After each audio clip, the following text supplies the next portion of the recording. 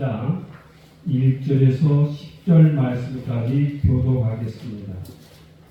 사도행전 3장 1절에서 10절 말씀까지 교독하겠습니다. 제9시 기도 시간에 베드로와 요한이 성전에 올라갈 때 나면서 오게 된 일을 사람들이 보니 이는 성전에 들어가는 사람들에게 구걸하기 위하여 날마다 미문이라는 성전문에 들었잖아.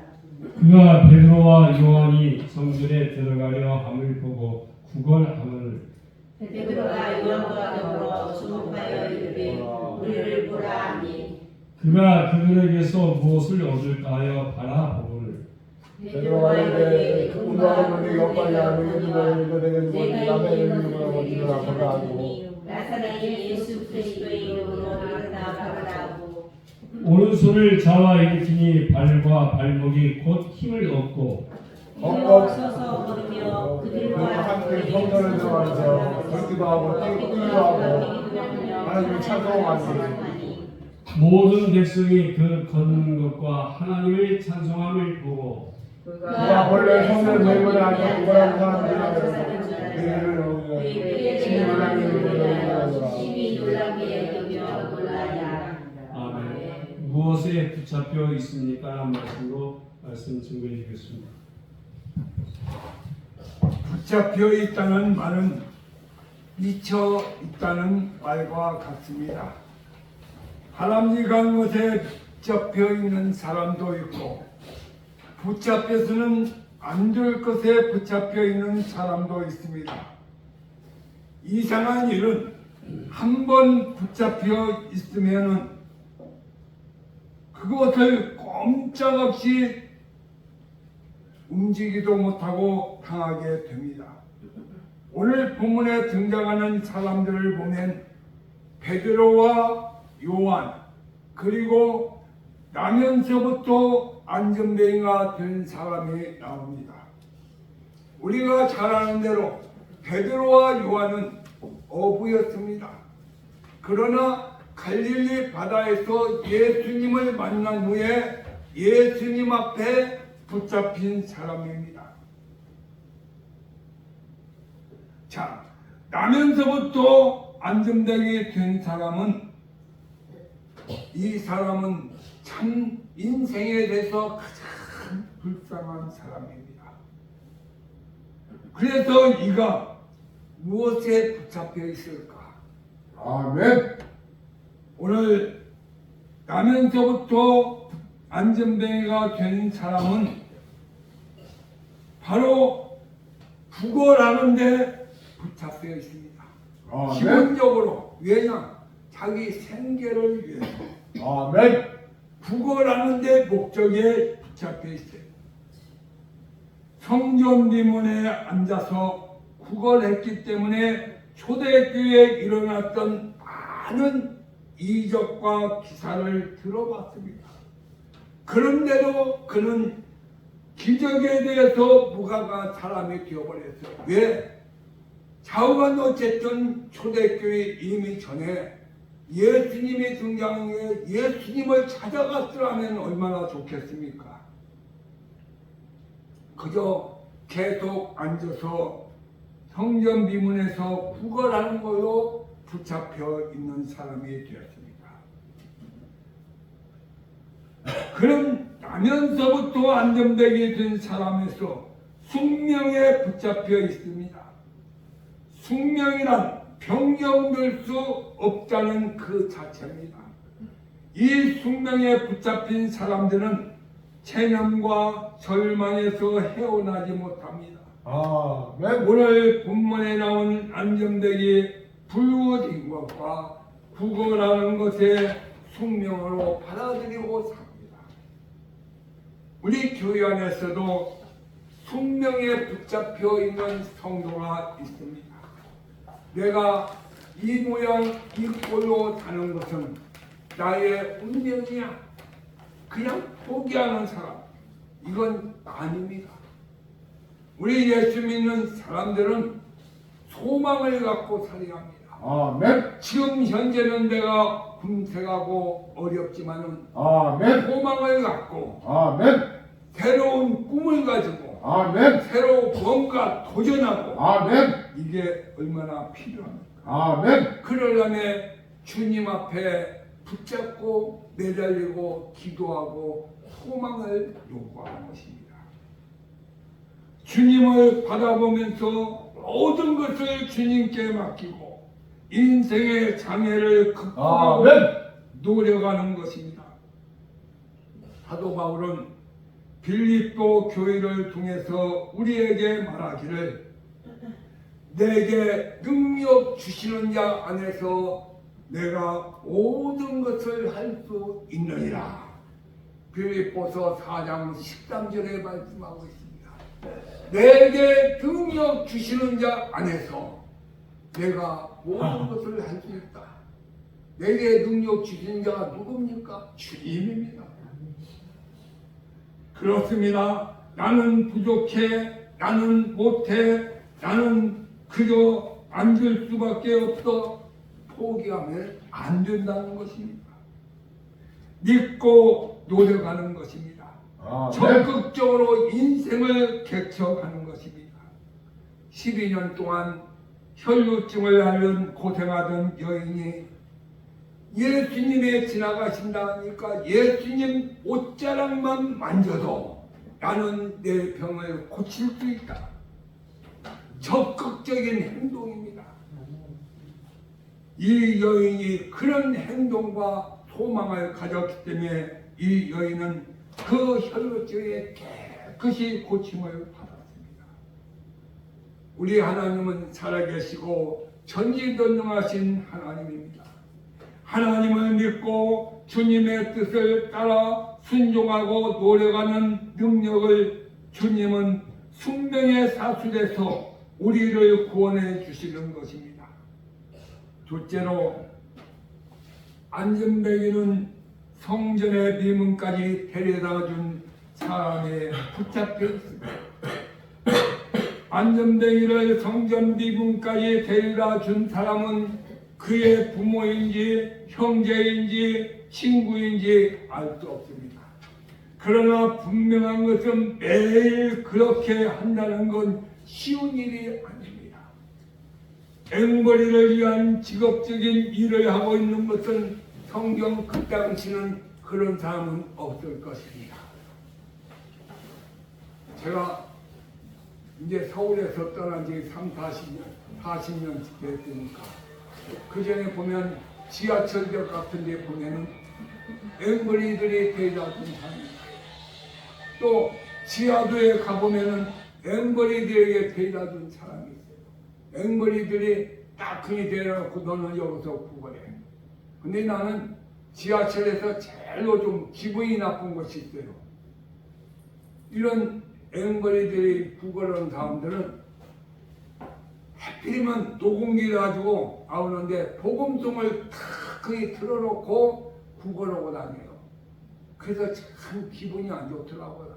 왜 하필이면 우리 믿음의 사람들이 복음송을 얼마나 좋게 즐기면서 부르니까 구걸하면서 그걸 가지고 소경도 또 안전뱅이도 이런 사람들이 그렇게 구걸하는 것을 봤어요. 그래서 저는 상당히 마음이 안 좋아요. 그런데 그 사람들을 소집해가지고 앵벌이 두목이 있어요. 너는 왜 오늘 이렇게 무지 안 먹어서 그 방송에 많이 나왔지. 그러나 오늘 본문에는 그런 못된 앵벌이는 아닌 것 같습니다. 불쌍해서 동정적으로 참게 봉사하는 것 좋지요. 그러니까 아까 있죠. 부모가 될 수 있고 형제가 될 수 있고 친구가 될 수 있다. 그러나 이 사람도 문제가 있어요.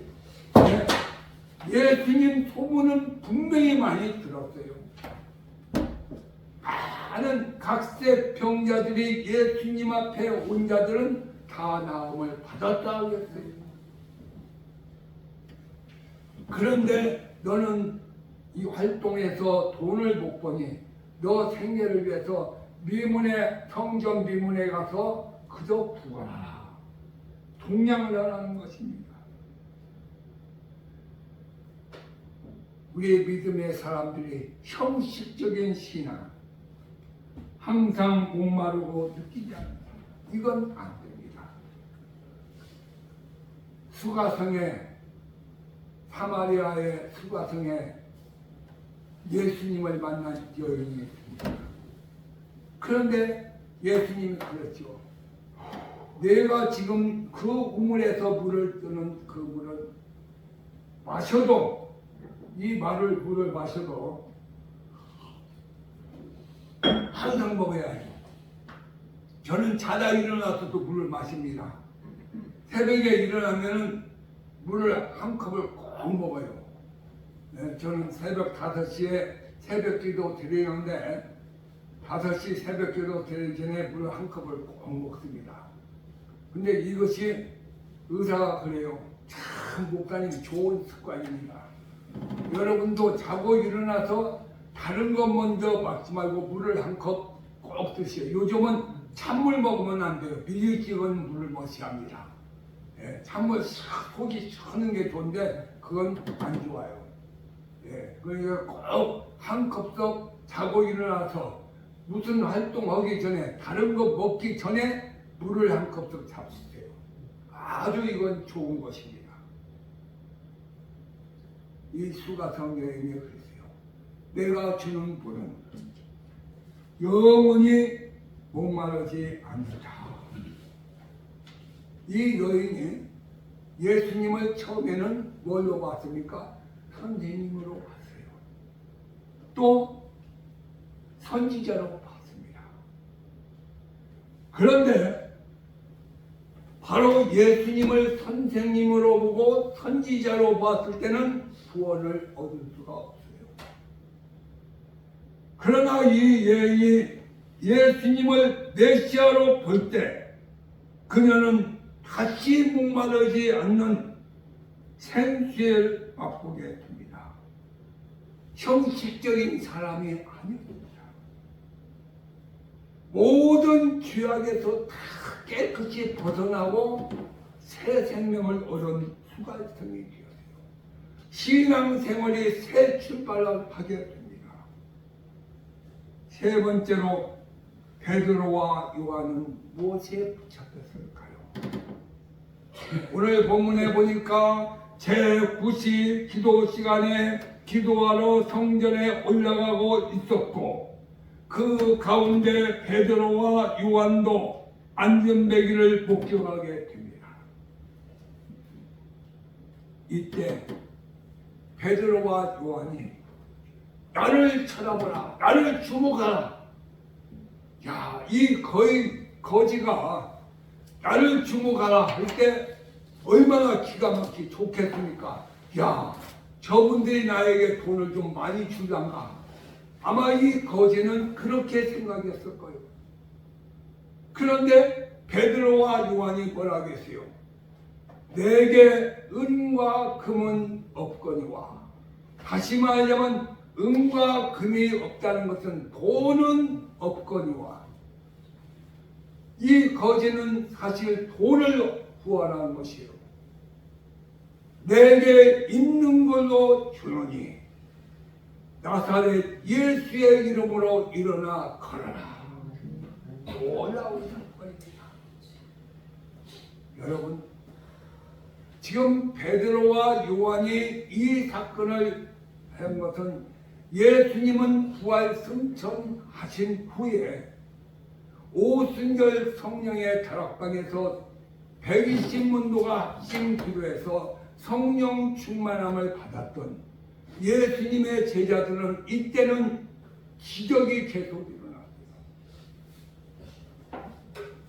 놀라운 사건이 일어났어요. 여러분, 베드로와 요한은 어부였기 때문에 무식쟁이였어요. 예수님 제자 중에 사도 바울은 12제자에 속하지 아니한 제자지만 바울을 제외한 나머지 제자들은 유식한 제자들이 없어요. 그런데 성령 충만함을 받고 나니까 이들은 역사가 나오기 시작했어요. 바로 베드로와 요한은 누구에 붙였습니까? 예수님 앞에 붙잡힌 거예요. 예수님 앞에 붙잡히지 아니했으면 평생 갈릴리의 바다에서 어부 생활로 종사해야 해요. 근데 예수님 앞에 붙잡힌 생활하니까 그물과 배와 고기도 다 버리고 복음을 위했어요.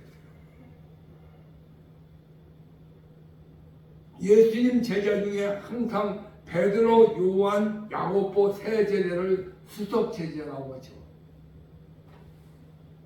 우리가 너무나도 잘 알죠. 첫 번째 순교자가 야고보입니다. 예루살렘 교회 감독이었죠. 초대 감독. 그가 제일 먼저 순교했어요. 그때 예루살렘 성전은 어마어마한 예루살렘 부흥했는데 다 흩어졌어요. 왜 흩어졌습니까? 여기 있으면 다 죽는다. 그런데 흩어진 곳마다 가서 교회가 나서 세워진 거예요. 놀라운 역사가 나타나겠죠. 아이고. 마침내 베드로는 로마에 가서 순교자가 되죠. 언젠가도 제가 말씀드린 커바디스, 그게 커바디스라는 말이 주여 어디로 가시나이까요? 베드로가 로마에 가서 복음을 전하다 보니까 너무나 박해가 심해요. 그러니까 그 박해를 피해서 로마를 떠나니까 바로 알바라는 언덕에서 베드로가 가시는데 주님이 거기에 나타납니까? 그래서 주님 어디로 가십니까? 내가 버리고 떠나는 로마로 내가 간다. 이때 베드로가 다시 로마에 가서 우리 예수님은 정상적으로 십자가에 못 박혀 죽으셨지만 베드로는 거꾸로 십자가에 못 박혀 죽어 순교했어요. 그래서 지금 로마 교황이 있죠. 그거는 교황은 하나의 천주교의 교황이 아니라 하나의 정부예요. 정부. 그가 바로 베드로의 후계자다. 그렇게 얘기합니다. 이건 아닙니다. 우리가 지난번에 내가 종교 개혁 줄 때 일부만 로마 교황청에 대해서 비판한 얘기가 있죠. 여기 베드로는 로마에 가서 순교합니다. 또 요한은 우리가 알다시피 요한복음, 요한 1, 2, 3서 그리고 요한 계시록을 기록합니다.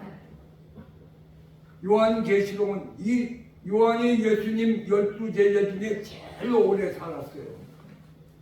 왜? 요한은 여러 번 죽일 일이 있지만 순교를 당하지 않았어요. 마침내 반모라는 섬으로 귀함을 보냅니다. 반모라는 섬은 바로 무인도예요. 사람이 살 수 없는 무인도. 거기에서 바로 하늘문이 열리고 요한 계시를 받아서 요한 계시록을 기록하게 됩니다. 아이고. 얼마나 위험한 일입니까? 여기서 베드로와 요한이 내게 은과 금은 없거니와 내게 있는 걸로 너에게 주노니 누굽니까? 베드로 이름, 요한 이름, 나사렛 예수의 이름으로 일어나라. 여러분, 한국에 많은 가짜 예수들이 있어요. 또 신유의 은사를 받았던 이 은사자들, 그들은 예수의 이름 형식적인 제가, 지가 이렇게 한다고 해요. 내가 하나님과 직통계시한다. 이거 아주 조심해야 합니다. 거기에 넘어가면 안 돼요. 너무나 많이 있어요. 사이비들이. 그런데 사이비되게 넘어가. 지금 정신을 차릴 때 나는 지금 한국의 이만희한테 넘어가는 이 기독교 신자들이 너무나 불쌍해요. 오늘도 내가 아침에 잠깐 설교 듣는 게 소망교회 김정진 목사님 설교 중에 그러더라고요. 어디 성경 공부한다는 모임 가지 마세요. 성경 공부한다는 게 얼마나 좋습니까? 가지 마세요. 저도 마찬가지입니다. 여러분 교회에서 성경 공부하세요. 그리고 집에서 성경 읽으세요. 성경을 계속 또 읽고 또 읽으면 하나님께서 깨닫게 지혜를 주십니다. 또 모르는 거 있으면 다 알 수 없지요. 목사님에게 의논해서 질문해요. 그래서 목사님이 성경 다 아냐? 아니요. 아는 것도 있지만 모르면 이건 내가 다음 주에 가르쳐 드리겠습니다. 가서 주석을 보고 그리고 다시 또 설명을 해드려요.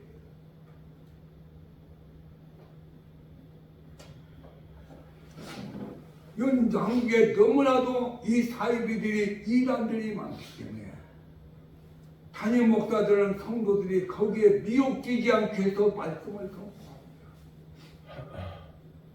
바로 베드로와 요한은 예수님 앞에 붙잡혔어요. 예수님 앞에 붙잡히니까 일생을 복음을 위해서 일하다가 순교자가 된 겁니다. 사랑하는 성도 여러분, 여러분들도 예수님 앞에 붙잡히세요. 여러분 직업이 어떤 직업 각각 다르죠. 그러지만 내 일이 잘 순조롭게 될 때도 있고 안 될 때도 있는데 그때마다 그 주님 앞에 기도하면서 후회해요. 주님 나 일 주님 좀 도와주세요. 일 말고 다른 일을 해야 할까요?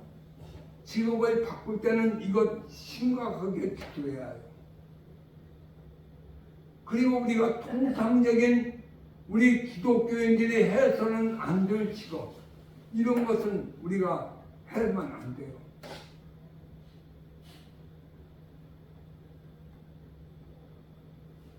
이게 우리 믿음의 사람들이 해야 합니다. 제가 여기 익산 중포에서 고등학교 다닐 때부터 구멍가게 했는데 만물상이었어요. 초등학교 학생들이 1000명가량 되었었는데 근데 장사를 다 했는데 딱 우리 집은 두 가지가 없어요. 시골에 살면서 두 가지는 안 팔아요. 먹었어요. 술하고 담배. 그렇지. 담배 팔고 술 팔아야 돈을 많이 벌어요. 더 남아. 근데 술하고 담배는 우리 집은 안 팔았어요. 그리고 주일날은 무조건 문 딱 닫았어요.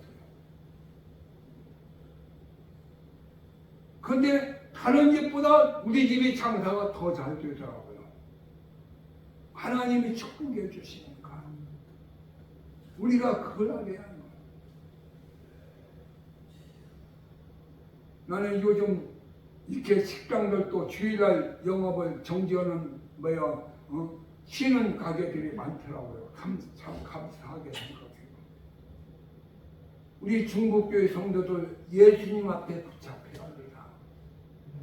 여기 나면서부터 안정되니 무엇에 붙잡혔어요? 구걸하는데 붙잡혔어요.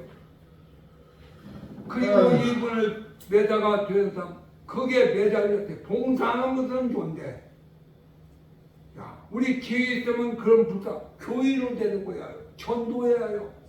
근데 예수님 만나기 위해 하지를 못했어요. 베드로와 요한 누구에 붙잡혔습니까? 예수님 앞에 붙잡혔어요. 그래서 예수님 앞에 붙잡히니까 일생을 통해서 복음을 전하다가 순교의 제물이 되었어요. 이제 우리 중국교회 성도들은 남은 생에 여러분들 자녀와 무엇을 주님 앞에 붙잡혀서 주님 앞에 강구하고 일을 할 때 주님은 여러분들의 길을 형통히 이끌 겁니다.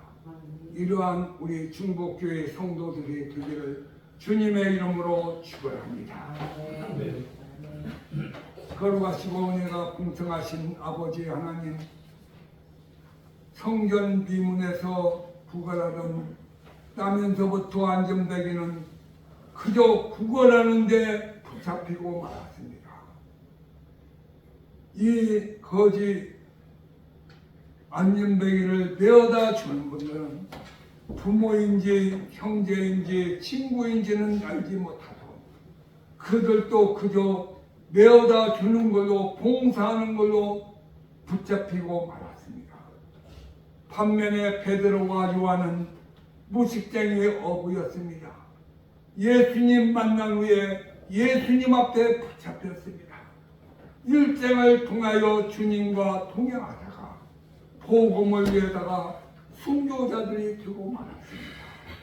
우리 중복교회 성도들 주님 앞에 붙잡힌 자들이 되게 허락하여 주시옵소서. 우리 가사일, 우리 자녀 문제, 모든 문제를 주님 앞에 간구하면서 의논하고 주님의 뜻에 순종하여 영육의 복이 충만케 허락하여 주시옵소서. 예수님의 이름으로 기도드리옵나이다. 아멘.